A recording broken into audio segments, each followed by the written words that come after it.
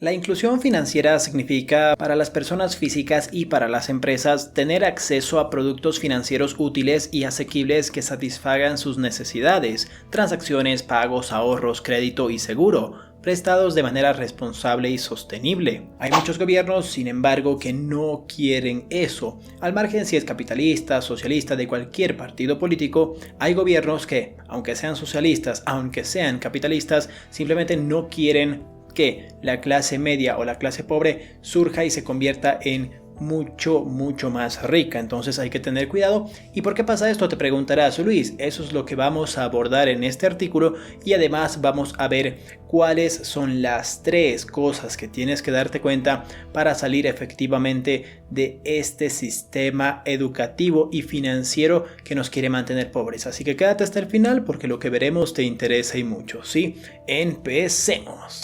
El acceso a servicios financieros facilita la vida cotidiana y ayuda a las familias y a las empresas a planificar para todo, desde los objetivos a largo plazo hasta las emergencias imprevistas. Es más probable que, en calidad de titulares de cuentas, las personas usen otros servicios financieros como créditos y seguros para iniciar o ampliar sus negocios, invertir en educación o salud, gestionar riesgos y sortear crisis financieras, todo lo cual puede mejorar su calidad general de vida, obviamente.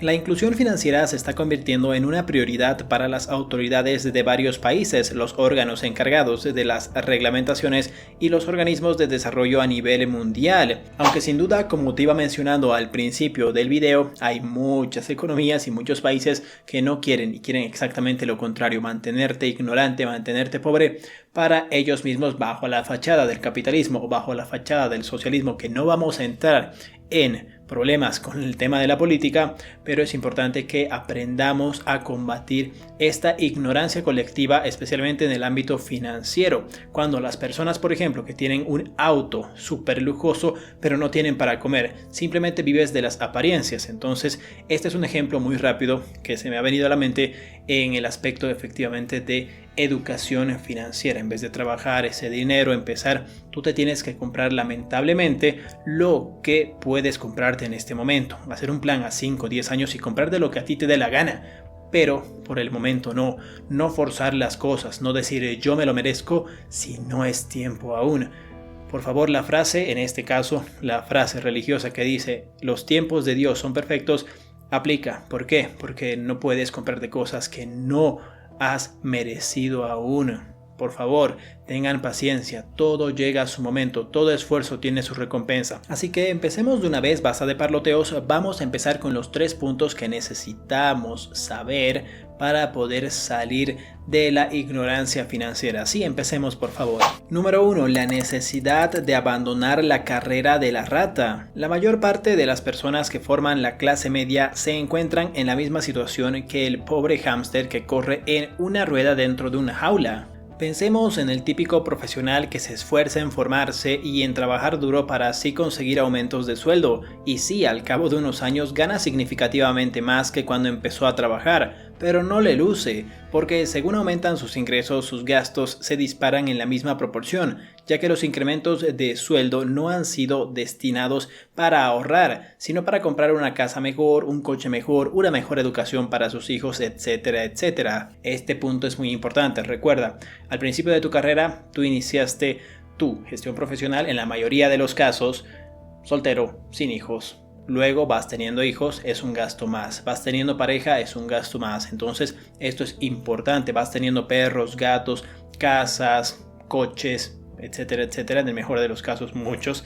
Pero es importante que veas que tus gastos aumentan. Sin mencionar, ojo, sin mencionar el tema de la inflación, que obviamente va lo que tú ganabas, una persona que ganaba $1,000 en el año 2000 no es lo mismo que ganar 1,000 o $1,500 en el año 2022, así que esto es muy importante que lo tomes en cuenta. Sí, el tema de la inflación lo podemos combatir con inversiones, negocios y muchas otras cosas, hasta en nuestra mente también invertir en cursos, pero es importante que aprendas este término de la carrera de la rata y salgas por favor de ella. ¿Cómo se sale, Luis? Lo vamos a abordar en los siguientes puntos. Sí, sigamos. Atrapados en la carrera de la rata, tampoco el gobierno con sus impuestos progresivos sobre las rentas del trabajo ayudan demasiado a esto. Tienes razón. Así que lamentablemente la clase media de la que tanto hablamos se pasa la vida esforzándose y trabajando duro para pagar facturas, educar a sus hijos y cumplir con sus obligaciones fiscales. Y cuando llega a la jubilación se da cuenta de que financieramente apenas se ha movido de su posición original, igual que el hámster. Como dice sabiamente Robert Kiyosaki, por ejemplo, los ricos no se hacen ricos por su trabajo, sino que tienen otras fuentes de ingreso, así que si queremos prosperar financieramente, no le podemos confiar todo a los aumentos de sueldo, sino que tenemos que ser capaces de construir lo que él llama nuestra columna de activos, que son el conjunto de bienes que nos van a generar ingresos sin necesidad de trabajar. Este punto es muy importante, recuerda, como ya te había mencionado, tienes hijos, tus gastos van incrementándose poco a poco, por favor. Las personas obviamente dicen, de 8 a 12, de 2 a 6 trabajo, este es mi sueldo, este es mi trabajo. Relativamente es un buen trabajo, se comparan con los que tienen menos, con sus compañeros de colegio que tienen menos.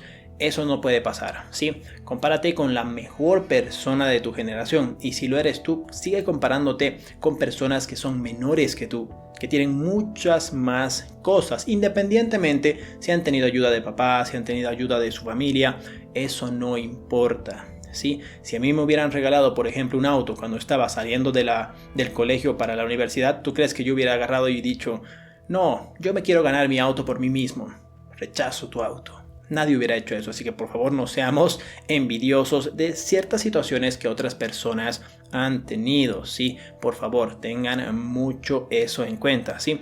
La clave, por ejemplo, de este punto es que generes dinero sin trabajar, ya sea con bolsa de valores, haciendo un nuevo negocio.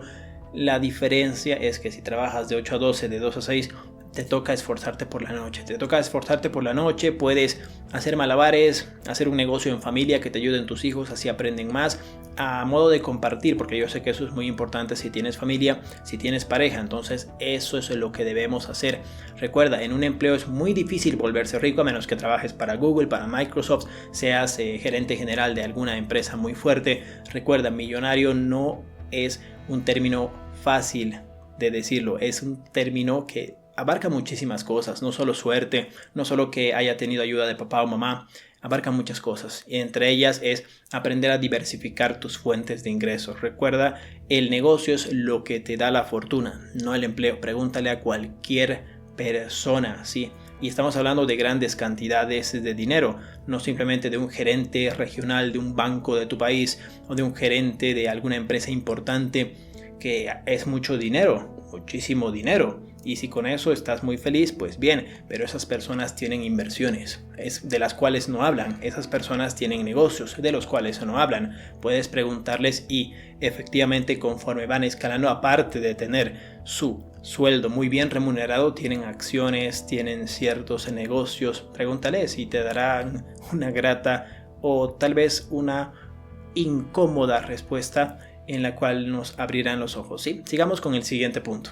Número 2. ¿Qué es un activo y qué es un pasivo? La segunda enseñanza interesante de este artículo es comprender qué es un activo y qué es un pasivo. Y eso, en contra de lo que estamos acostumbrados, no es exactamente lo que nos dicen en el plan general de la contabilidad. Para Kiyosaki, un activo es algo, por ejemplo, que nos genera ingresos y un pasivo algo que nos genera gastos. La gran diferencia entre los ricos y los pobres es que la relación que tienen con los activos y pasivos es muy estrecha. Así, mientras los ricos adquieren activos, los pobres y la clase media especialmente adquiere pasivos. Eso hace que los ricos sean cada vez más ricos, porque con los ingresos que generan sus activos son capaces de comprar más activos, y los pobres y la clase media no pueden salir de su situación actual porque los pobres se dedican en gran parte a sus ingresos de trabajo a pagar los intereses de las deudas que adquieren para sobrevivir, y la clase media porque dedica sus rentas de trabajo a pagar los gastos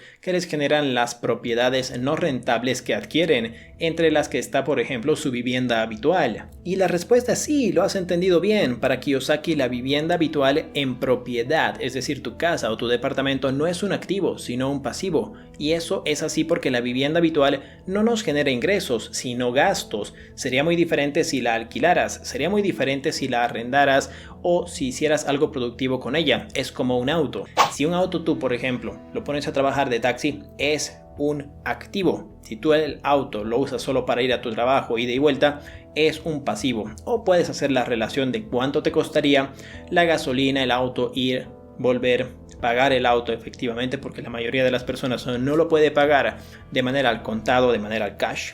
Entonces lo sacas a crédito, tienes que hacer la comparación. Si yo voy en micro, si voy en bus, si voy en tren, en lo que tú quieras, a mi trabajo, ida y vuelta, ¿cuánto tiempo sería? ¿Cuánto gastaría? ¿Sería rentable en el trayecto de mi casa a mi trabajo? En vez de estar manejando, podría hacer ciertas cosas con mi celular o con mi laptop, mi computadora virtual, mi computadora de mesa. Podría hacer algún negocio, podría responder a algunos clientes, algo por el estilo. También eso hay que tomar en cuenta. No es tan sencillo como decir, tienes que tener auto para recoger a tus hijos, tienes que tener auto para ciertas cosas. Hay coches, efectivamente buses, que recogen y dejan a tus hijos dependiendo en qué país te encuentres. Son muchas las variables en este punto, pero es importante que entiendas. Yo sé que el auto es muy necesario, yo sé que la casa sí o sí te da estabilidad, pero recuerda, eso no le quita que sea un activo o un pasivo. Tienes que valorar eso cuando te compras un auto. Entonces tienes que tener mucho cuidado entre lo que es un activo y un pasivo, ¿sí? Es un tema un poco complicado, especialmente hablarlo con, por ejemplo, la clase media, que yo me incluyo, y nos choca a veces decir, pero es mi casita. Si no, mi objetivo no es mi casita, ¿cuál sería mi objetivo? Tu objetivo sería la libertad financiera, efectivamente. Tal vez no tener una casa, vivir en alquiler a veces, y créeme que es cierto, vivir en alquiler a veces es mejor que comprarte una casa al contado. ¿Por qué? Porque con el alquiler ese otro dinero lo puedes mover y puedes generar más y le gana a efectivamente lo que estarías pagando para tu casa, y la puedes tener hasta antes, ahorrando, invirtiendo y hasta pagándola al cash. Pero no es la realidad de todas las personas. Entonces tú tienes que buscar tu realidad, aprender este tipo de lecciones de Robert Kiyosaki, libros, todo, y tomar tu decisión. ¿Qué es lo mejor para ti? ¿En qué país te encuentras? ¿Cuál es tu situación? ¿Tienes hijos? No. ¿Tienes pareja? No. Todo es diferente para cada persona. Si no puedes dar un consejo en general en este aspecto. Cada persona es diferente, cada situación es diferente y cada meta es diferente. Sí, sigamos con el siguiente artículo. Número 3. Págate a ti primero. La mayor parte de las personas de la clase media, por ejemplo, lo primero que hace cuando cobran su sueldo es pagar todas sus facturas. Pagan la hipoteca de su vivienda habitual, pagan el colegio de sus hijos, pagan extraescolares de sus hijos, la tarjeta Visa del mes anterior, la luz, el móvil, y al fin de mes lo que ha sobrado ahorran.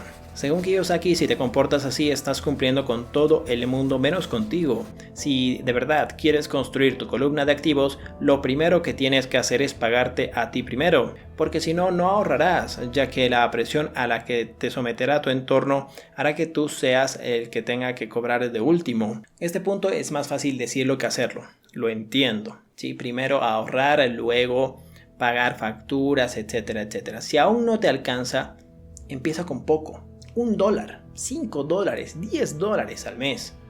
No importa, haz el hábito de primero tener tu sueldo y separar aunque sea $5. Y poco a poco ir separando más, ir separando más, ir separando más, ir separando más. Hacer un nuevo negocio, empezar a invertir en la bolsa, empezar a hacer un nuevo negocio. No necesitas tener $10,000 ahora para iniciar un negocio, lo puedes hacer virtual.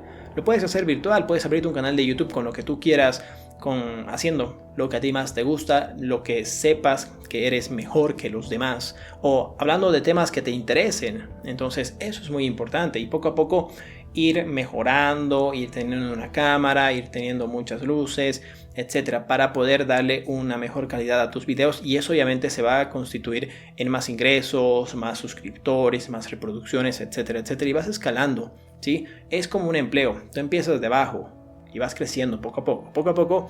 Entonces eso es importante hacerlo. Sí, a veces estamos justos y a veces hasta nos tenemos que prestar para poder llegar a fin de mes, lo entiendo, pero tienes que salir de eso. Eso no se va a solucionar por sí solo. Jamás. Tú tienes que tomar al toro por los cuernos, empezar a hacer un negocio y ver qué más puedo hacer. Si no te alcanza, bueno, pues no veas Netflix, no descanses, es tu situación, tú tienes que salir adelante. Luego serán esas maratones de Netflix, luego serán esos viajes con la familia. es importante eso, es muy importante. Yo sé que cuesta, la situación es muy complicada hoy en día, pero se puede, se puede. No desesperes y a mirar hacia adelante siempre, ¿sí? Espero que mi contenido te aporte muchísimo valor, de verdad espero que sí. Si es así, por favor, dale un puñete en la cara a este tipo, si este tipo. Por acá te dejo una lista de reproducción para que aprendas a invertir en la bolsa de valores de los Estados Unidos y aquí cómo puedes protegerte contra la inflación, ¿sí? Les mando un abrazo, que tengan un reparador descanso, nos vemos el día de mañana con un nuevo video. Adiós, adiós, adiós, adiós.